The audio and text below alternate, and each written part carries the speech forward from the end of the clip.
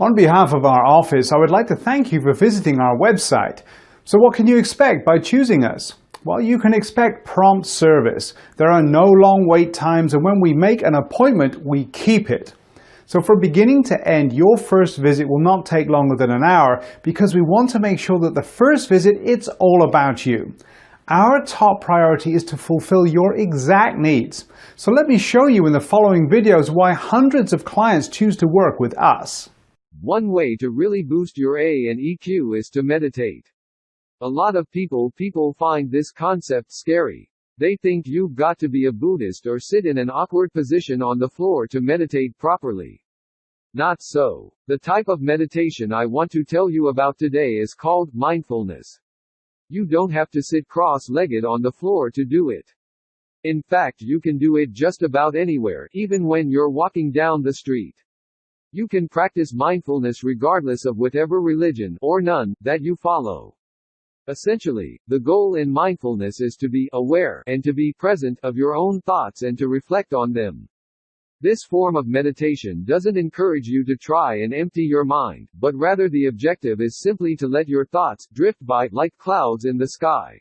What this allows you to do is to become more aware of what thoughts you actually tend to have, thereby being better able to spot negative thought patterns, etc. that might be causing problems.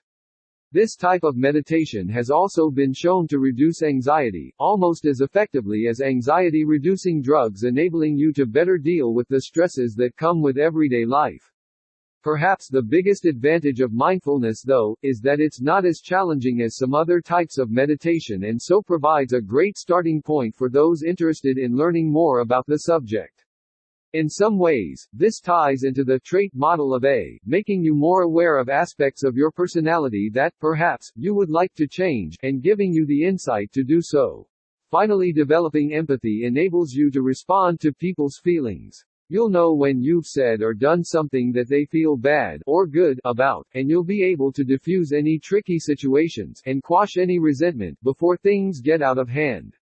As a sidebar, don't confuse empathy with sympathy. When you're sympathetic, you're taking joint ownership of a situation, and that might prove tricky to get out of later.